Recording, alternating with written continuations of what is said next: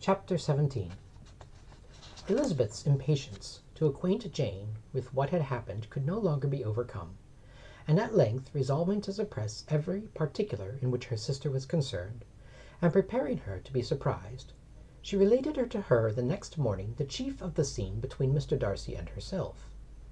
Miss Bennet's astonishment was soon lessened by the strong sisterly partiality which made any admiration of Elizabeth appear perfectly natural, and all surprise was shortly lost in other feelings. She was sorry that Mr. Darcy should have delivered his sentiments in a manner so little suited to recommend them, but still more was she grieved for the unhappiness which her sister's refusal must have given him. "His being so sure of succeeding was wrong," said she, "and certainly ought not to have appeared. But consider how much it must increase his disappointment." "Indeed," replied Elizabeth, "I am heartily sorry for him, but he has other feelings which will probably soon drive away his regard for me. You do not blame me, however, for refusing him?" "Blame you? Oh, no. But you blame me for having spoken so warmly of Wickham." "No, I do not know that you were wrong in saying what you did, but you will know it when I have told you what happened the very next day." She then spoke of the letter, repeating the whole of its contents as far as they concerned George Wickham. What a stroke was this for poor Jane, who would willingly have gone through the world without believing that so much wickedness existed in the whole race of mankind as was here collected in one individual. Nor was Darcy's vindication, though grateful to her feelings, capable of consoling her for such discovery.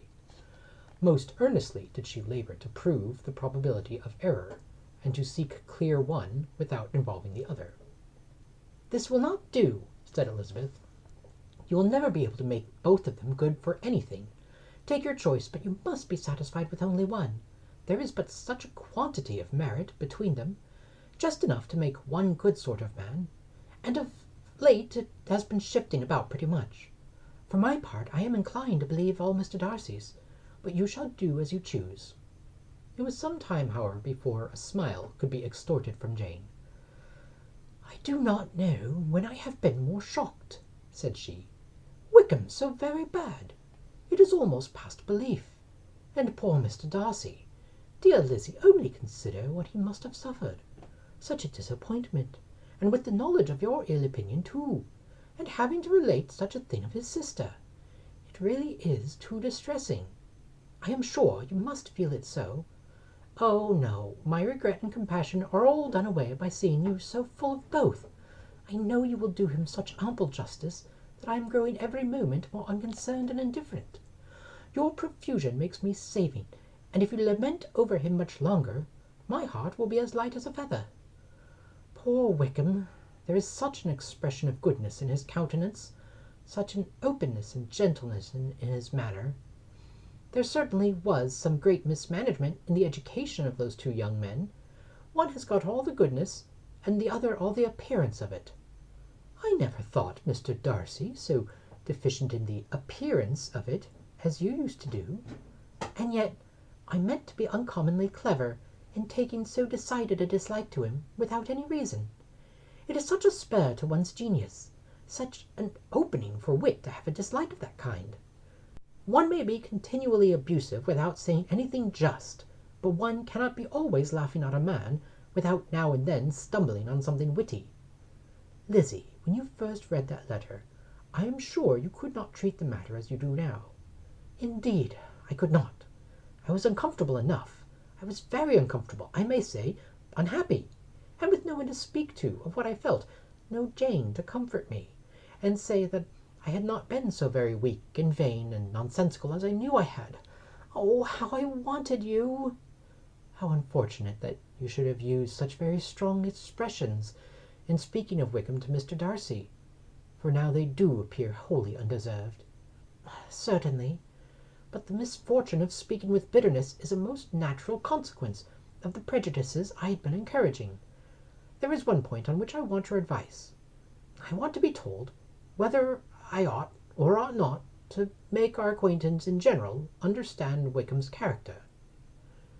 Miss Bennet paused for a little, and then replied, "Surely there can be no occasion for exposing him so dreadfully.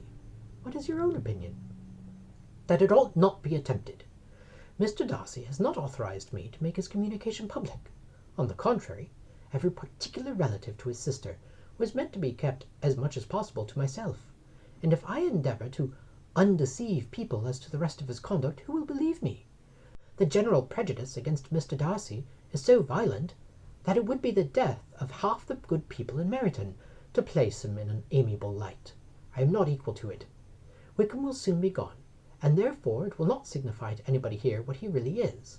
Some time hence it will all be found out, and then we may laugh at their stupidity in not knowing it before. At present I will say nothing about it. You are quite right. To have his errors made public might ruin him forever. He is now perhaps sorry for what he has done, and anxious to re-establish a character. We must not make him desperate.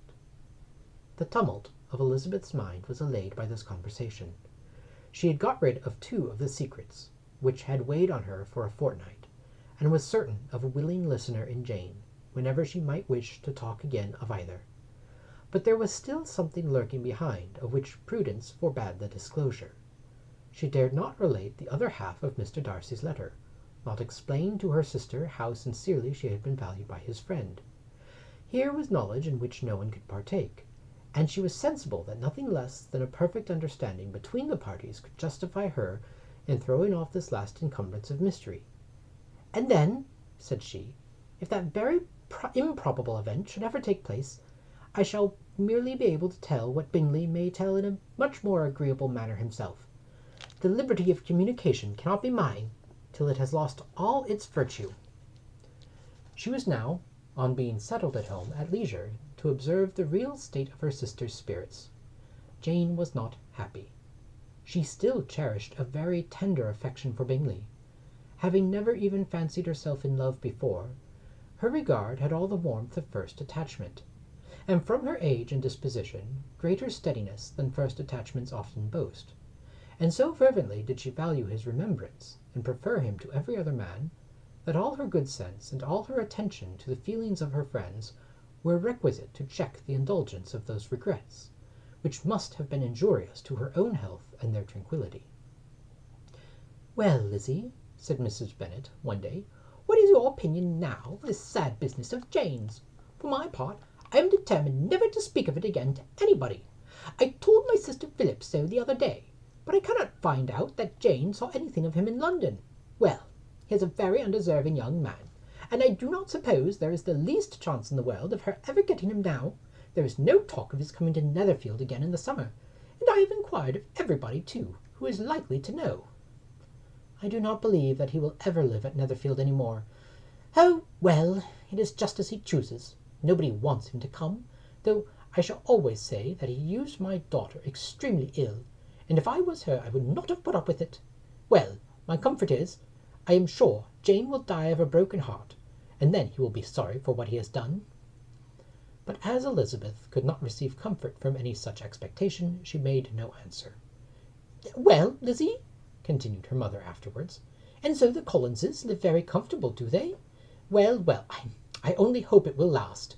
And what sort of table do they keep? Charlotte is an excellent manager, I dare say.